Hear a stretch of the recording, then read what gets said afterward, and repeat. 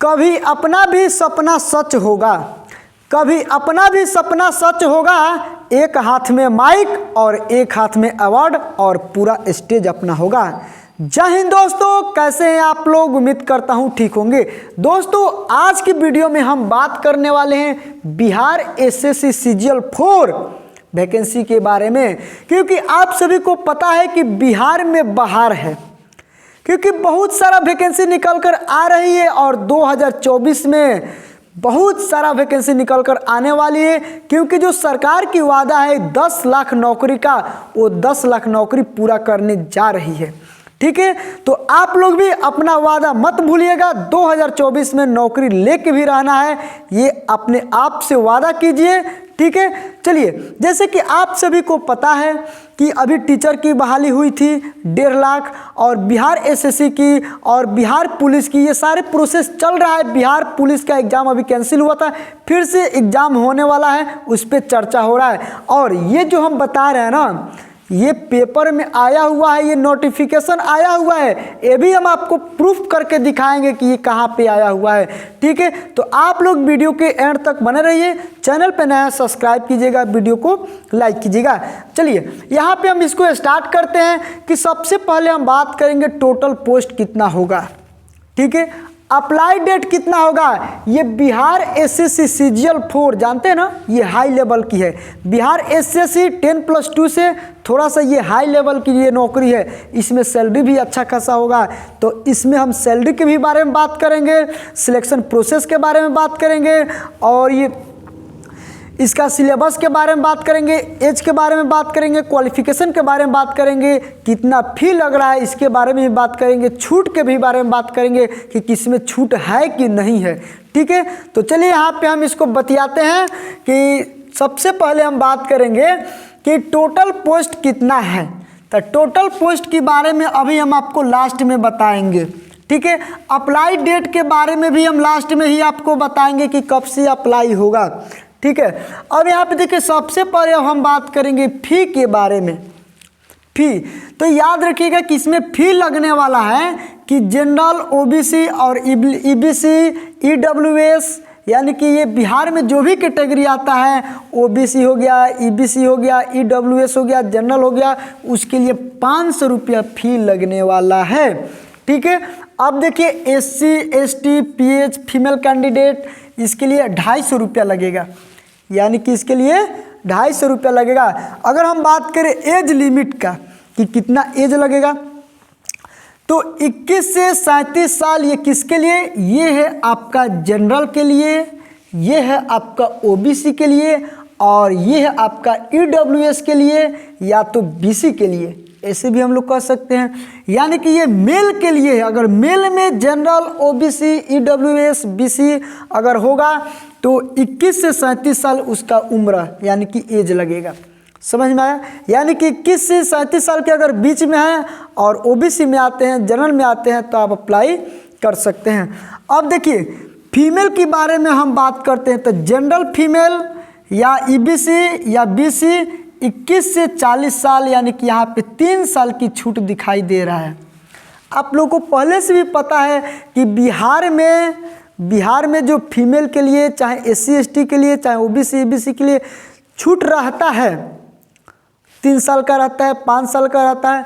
तो यहाँ पे जनरल फीमेल के लिए दिया गया है, यानी कि 3 साल का छूट दिया गया। 21 साल से लेकर 40 साल के अगर बीच में है और फीमेल कैटेगरी से बिलोंग करते हैं, तो ये हो जाएगा आपका, ये 3 साल का छूट रहेगा। अब देखिए एससी हो गया, एसटी हो गया, पीएच हो गया, ये सारे कैंडिडेट हो गए, उनके लिए 5 साल का छूट रहता है। यानी कि 21 साल से 42 साल के अगर बीच में है तो आप अप्लाई कर सकते हैं और इस कैटेगरी से बिलोंग करते हैं तब। ठीक है, अब यहाँ पे हम क्वालिफिकेशन के बारे में हम बात कर लेते हैं। क्वालिफिकेशन यानी कि योग्यता के बारे में हम बात करते हैं, तो इसमें नॉर्मली ग्रेजुएशन चाहिए, बस पास आप हो गए।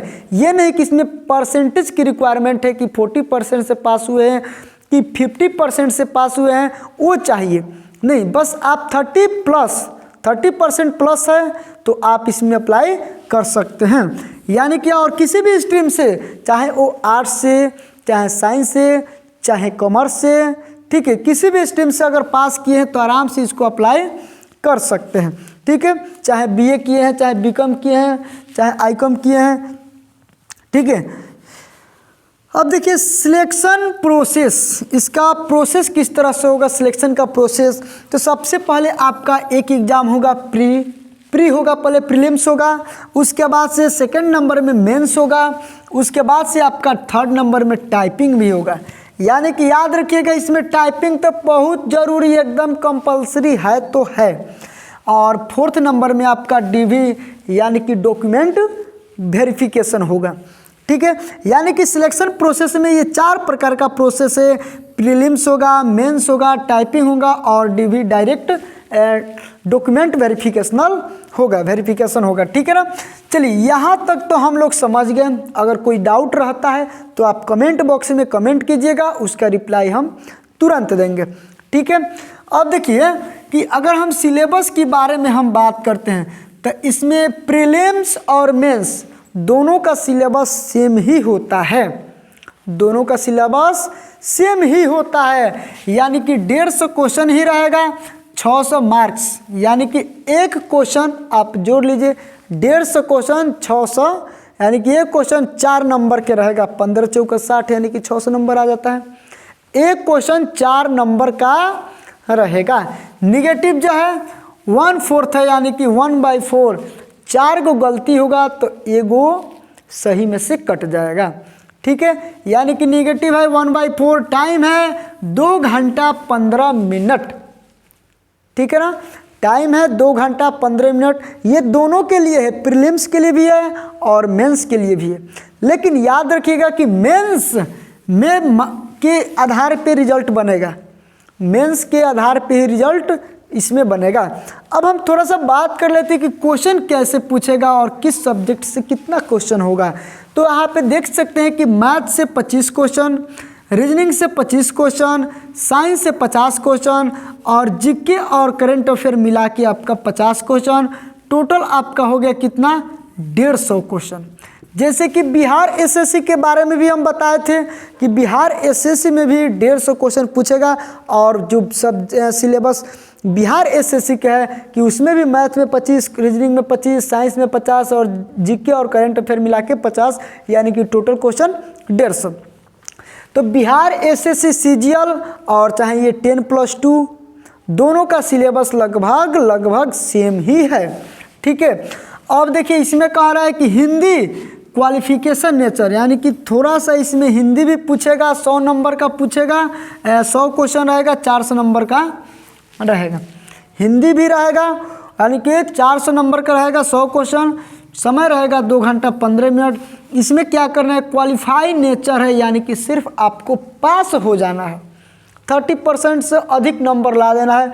आप इसमें पास हो गए, यानी कि हिंदी निकल गए। लेकिन इसमें भी नेगेटिव मार्क है 1/4, याद रखिएगा भाई, इसमें भी नेगेटिव मार्क है कि 1/4 हिंदी में।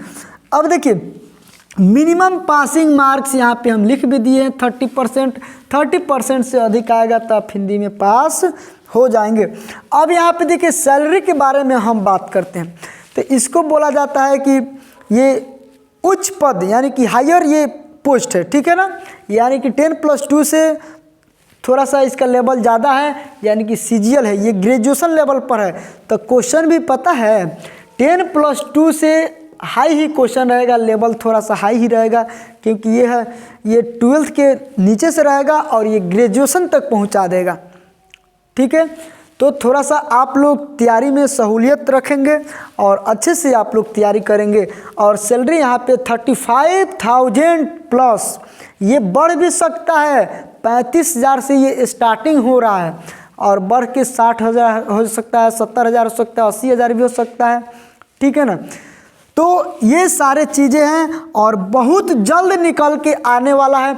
अभी यहाँ पे देखिए हम पेपर भी में आया हुआ है नोटिफिकेशन, यहाँ पे देख सकते हैं। ठीक है, अब यहाँ पे हम थोड़ा सा बात कर लेते हैं कि टोटल पोस्ट आपका रहेगा कितना, 2500। टोटल पोस्ट रहेगा आपका 2500। ठीक है, अप्लाई डेट, अप्लाई डेट अभी इशू नहीं हुआ है, अभी अप्लाई डेट जारी नहीं हुआ है। कब जारी होगा आप लोगों को पता है कि बिहार में जो अप्रैल माह में जो चुनाव है, तो चुनाव के पहले यानी कि मार्च तक इसका नोटिफिकेशन आ जाएगा। सरकारी रिजल्ट पर इसका मार्च तक आ जाएगा, यानी कि आप मार्च तक वेट कीजिए, यहाँ पे मार्च तक वेट कीजिए। टोटल पोस्ट रहेगा 2500। ठीक है, तो आप लोगों को अभी से भी तैयारी में लग जाना है। ये नहीं कि आएगा तो तैयारी करेंगे, आएगा तो तैयारी करते करते कितना फॉर्म आया और तैयारी करते रह गए और नहीं हुआ। यही दिक्कत होता है हम लोगों में। ठीक है, तो अगर कुछ डाउट है, अगर कुछ छूट गया है हमसे, तो आप लोग कमेंट करके ज़रूर बताइएगा, उसका रिप्लाई हम तुरंत देंगे। ठीक है, तो चलिए मिलते हैं नेक्स्ट वीडियो में, तब तक के लिए बाय, जय हिंद।